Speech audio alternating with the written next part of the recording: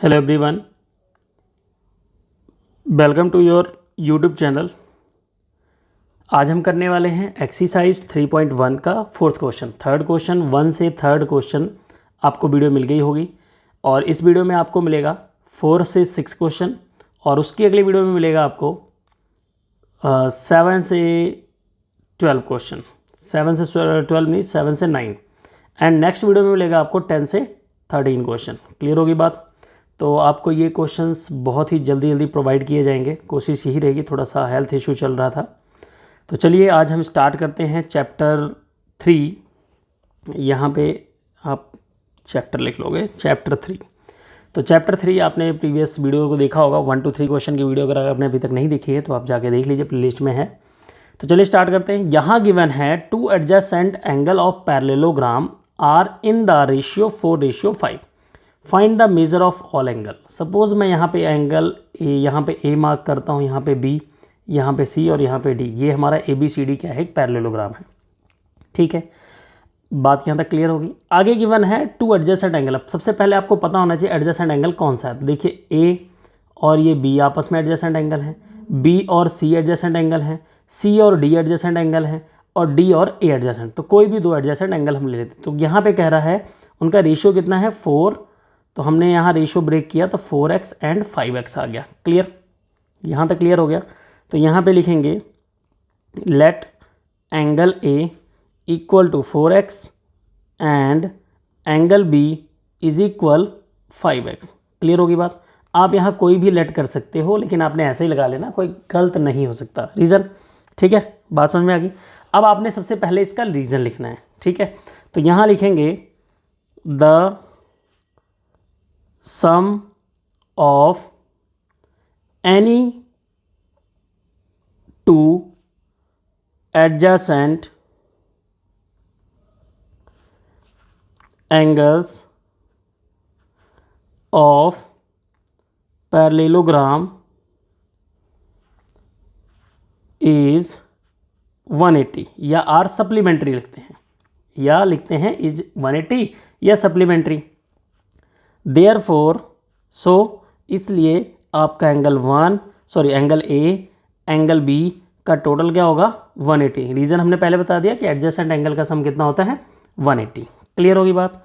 अब यहाँ पे आप लिखोगे 4x और यहाँ पे लिखोगे आप 5x इक्वल 180 और यहाँ पे लिखेंगे 9x इक्वल 180। ठीक है, x इक्वल 180 अपॉन में 9, x इक्वल 20 डिग्री। क्लियर होगी बात? अब यहाँ से एक चीज़ देखिए आप कि ये तो आपका आ गया x की वैल्यू, बट आपके a की वैल्यू कितनी है, 4x। क्या है, 4x। तो इसके साइड में मैं लगा लेता हूँ एंगल a इक्वल 4x। और एक प्रॉब्लम और आ रही है कि काफ़ी स्टूडेंट कह रहे हैं सर पंजाबी में वीडियो प्रोवाइड करो। तो मैं आपके लिए एक सजेशन बता रहा हूँ, मेरा अपना ओपिनियन है, कोई फोर्सली नहीं है। आप पहले क्या कीजिए, फेयर कॉपी बना लीजिए।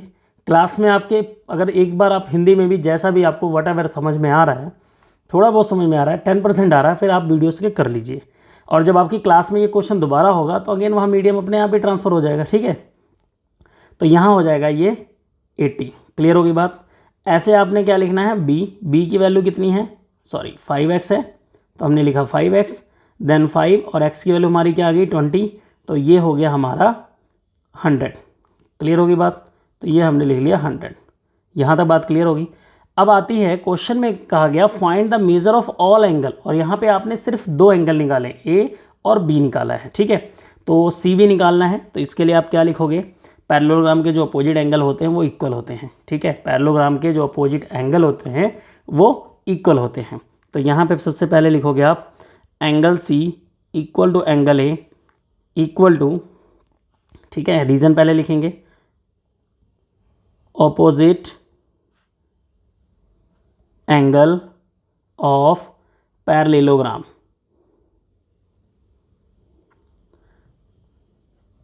Parallelogram are equal. Clear, equal होते हैं। So angle C equal to क्या होगा, एंगल ए के इक्वल। एंगल ए की वैल्यू कितनी है, 80। उसके बाद सिमिलरली लिख देंगे। ठीक है, क्या लिख देंगे, सिमिलरली मतलब सेम जैसे इसको निकाला है वैसे आपका एंगल डी किसके इक्वल होगा, एंगल बी के इक्वल, और एंगल डी की वैल्यू कितनी आ गई, बी की वैल्यू कितनी है 100। क्लियर। तो आई होप क्लियर हो गया होगा आपको ये क्वेश्चन कि ये कैसे सॉल्व करना है आपको। अब आते हैं आपके क्वेश्चन नंबर 5 पे। क्वेश्चन नंबर 4, 5 में थोड़ी सिमिलरिटी है, रेशियो अलग है। टू एडजेसेंट, यहाँ भी एंगल गिवन है, of parallelogram are in ratio 3:7। तो सबसे पहले हम यहाँ ए लेट करेंगे, बी लेट कर लिया, सी लेट कर लिया, डी लेट कर लिया, जैसे कि प्रीवियस क्वेश्चन में किया। क्लियर होगी बात। अब यहाँ पे हम लिख सकते हैं, क्या लिखेंगे, वी नो डैट, या इन पैरेललोग्राम, या क्या लिखोगे, sum of two adjacent angle of parallelogram are supplementary. ठीक है, आर 180। तो यहाँ लिखेंगे सम ऑफ एनी टू।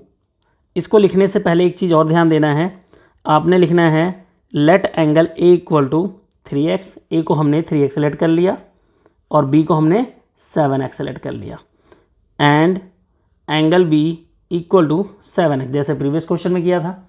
तो प्रीवियस क्वेश्चन जैसे कराने का बेनिफिट ये है कि आपकी अंडरस्टैंडिंग बहुत ही अच्छी हो जाएगी। अब यहाँ पे लिखेंगे sum of any two adjacent angle of parallelogram are 180 या इज 180। क्लियर होगी बात। अब यहाँ से लिखोगे angle A plus angle B equal 180। Angle A की वैल्यू 3x, एंगल बी की वैल्यू 7x इक्वल 180। यहाँ से हो जाएगा 10x equal 180, x equal 180 upon में 10, x इक्वल 18 डिग्री। ठीक है, क्लियर होगी बात। अब यहाँ से पहले आप a की वैल्यू निकालोगे तो लिखोगे 3x, और 3 मल्टीप्लाई कितना लिखोगे, यहाँ मैंने 180 डिग्री लिख दिया, 18 डिग्री होगा 18, तो ये हो जाएगा आपका 54 डिग्री। क्लियर। और एंगल b इक्वल टू कितना हो जाएगा 7x, 7 मल्टीप्लाई 180, और ये हो जाएगा आपका 126 डिग्री। क्लियर होगी बात। अब हमें ये तो निकाल लिया हमने b की वैल्यू, अब हमने c की वैल्यू निकालनी है। तो c किसका अपोजिट एंगल है, यहाँ पे देखो c के सामने एंगल कौन सा a, और b के सामने कौन सा एंगल है d, यानी b और d आपस में इक्वल होंगे। तो यहाँ से लिखोगे आप angle c equal to angle a। Reason क्या लिखोगे, अपोजिट एंगल ऑफ पैरेललोग्राम